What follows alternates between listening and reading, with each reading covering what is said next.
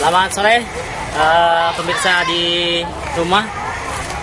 Kembali lagi dengan saya Dwi di acara Jejak Petualang. Oke, kali ini kita coba jelajahi Taman Raya di Bogor atau biasa dikenal dengan sebutan Kebun Raya Bogor. Untuk informasi sedikit, Kebun Raya Bogor sendiri berada di Kota Bogor. Kalau teman-teman dulu atau mungkin pernah ke sini ke Istana Bogor, ya, letaknya itu bersebelahan, gitu ya, dengan Istana Bogor. Oke, kita coba cari di sini apa saja yang bisa kita temukan di Kebun Raya ini. Yang konon di sini banyak sekali ditumbuhi atau banyak sekali tumbuh berbagai macam aneka tumbuhan yang amat langka. Salah satunya adalah bunga bangkai yang merupakan ikon Indonesia. Bunga bangkai sendiri ditemukan pertama kali tahun 1855. Walaupun ditemukannya pertama kali di Sumatera, namun habitatnya ternyata bisa kita jumpai juga di sini. Nanti kalau kita temukan, siapa tahu sedang mekar gitu ya, karena memang tumbuhnya pun biasanya dia tergantung musim. Coba kita cek di sini ada tidak.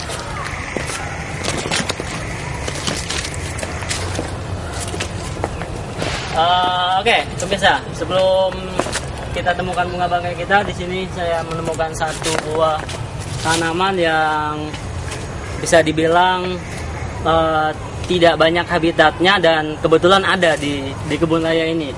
Orang menyebutnya kalau di daerah Bogor sini bebijian. Oke, ini bunganya ini termasuk buah yang tidak bisa dimakan karena cirinya jelas terlihat dari sisi-sisinya yang berbulu. Ya, buat teman-teman juga sekedar pengetahuan, walaupun kadang kita suka berpetualang di hutan. Tanaman-tanaman memang kadang bisa kita konsumsi untuk sekedar makan, tapi kalau tanaman itu sendiri punya warna mencolok, bersisik, berbulu, itu tanda-tanda dari pohon atau tanaman yang tidak bisa kita makan. Kita coba cari lagi apa yang bisa kita temukan di sini.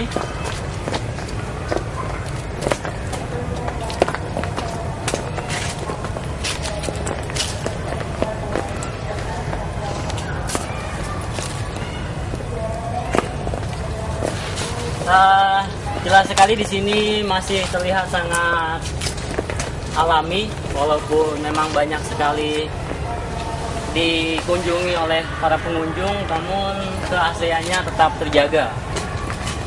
Kebun Raya Bogor sendiri mulai populer semenjak pemerintahan Ibu Kota Negara Indonesia dulu pernah berpindah ke Bogor, dan pada masa era Presiden Republik yang pertama, Insinyur Jenderal Soekarno, pusat pemerintahan atau rumah dinasnya Pak Presiden Soekarno pernah di Bogor sini, termasuk salah satu dari peristiwa sejarah masa bergantinya Orde Lama ke Baru. Karena Super Semar yang menjadi tombak sejarah bergantinya masa periode Soekarno ke Soeharto itu salah satunya ditandatangannya di Bogor sini, yaitu di Istana Bogor sana. Oke, di sini ada satu tanaman yang bisa kita temukan, Hestingera. Hestingera ini termasuk masih termasuk di keluarga jahe, kunyit dan sebangsanya, yang umbinya itu adanya di dalam tanah. Habitatnya sendiri ini kalau di sini berasal dari Kalimantan, Elatior Jack.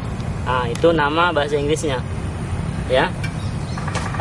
Walaupun dia masih satu bangsa masih satu famili dengan jahe, cuma sayangnya dia tidak bisa dikonsumsi gitu ya, kecuali jahe, lengkuas dan sebagainya bisa. Kita coba menelusuri lagi lebih jauh apa saja yang bisa kita temukan di sini.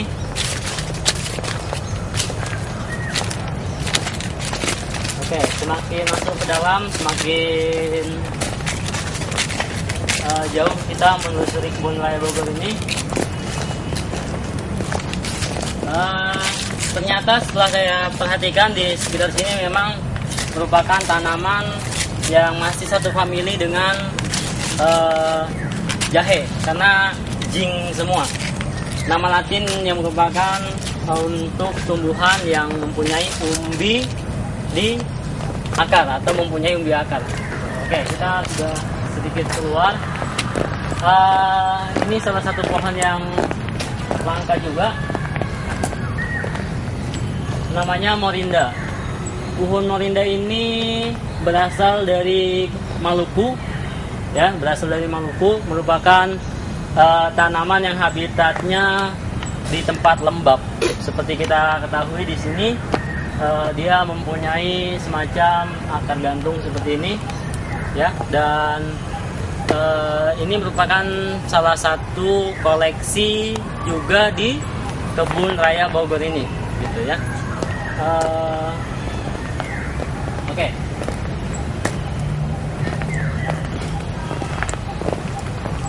Kalau teman-teman bisa melihat pohon yang sebelah sini yang besar, ya, pohon yang besar ini yang paling besar, ini pun sama satu famili dengan yang tadi.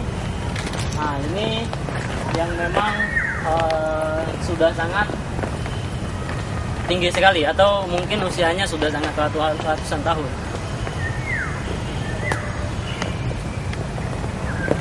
Oke, kalau pemirsa sedikit lebih jeli telinganya, oke, masih terdengar suara-suara burung di sini ya.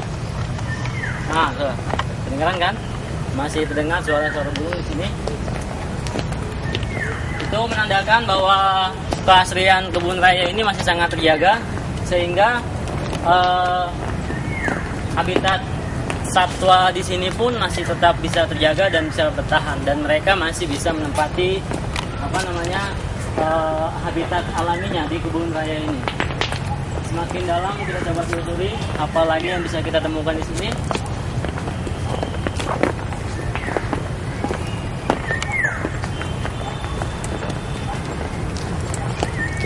Wah, semakin terasa terdengar sekali suaranya.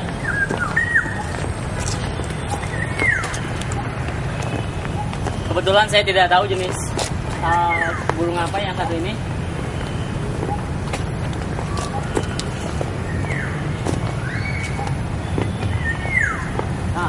Ya. Tadi ada burungnya.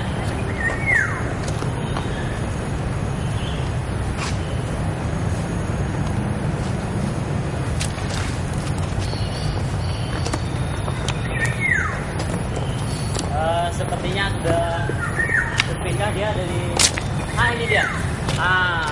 Sayang sekali si penghuninya ternyata mengetahui kehadiran kita di sini.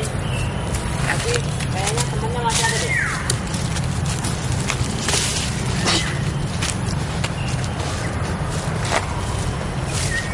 Namun sepertinya sulit sekali untuk ditemukan.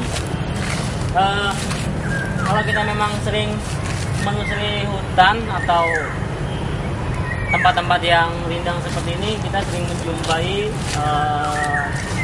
laba-laba seperti ini, ya. Laba-laba ini sedikit berbahaya, racunnya pun lumayan kuat, ya. Jangan sampai kita tersengat, apalagi kalau misalkan kita kebetulan menemukan, lebih baik kita hindari saja.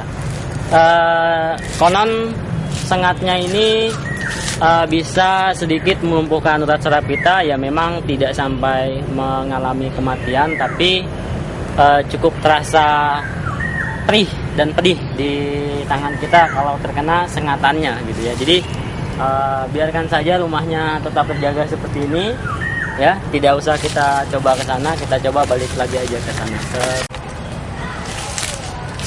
Oke, teman-teman jejak petualang, setelah tadi kita sempat putar-putar di kebun raya Bogor ini dan sampai di penghujung acara kita, di sini akan saya coba terangkan satu jenis pohon langka juga yang ada di koleksi kebun raya ini yang mungkin usianya sudah sangat ratusan tahun.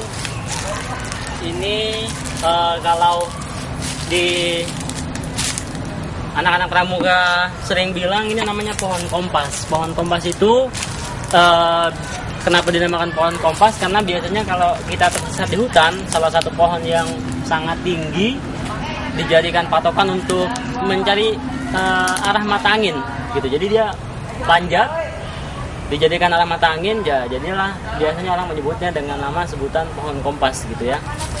Di lain kesempatan nanti coba kita cari tempat-tempat yang banyak sejarahnya dan ikutin terus jejak petualang bersama saya Dwi, dan tetap asikin aja. Sampai di sini perjumpaan kita dan salam jejak petualang. Terima kasih.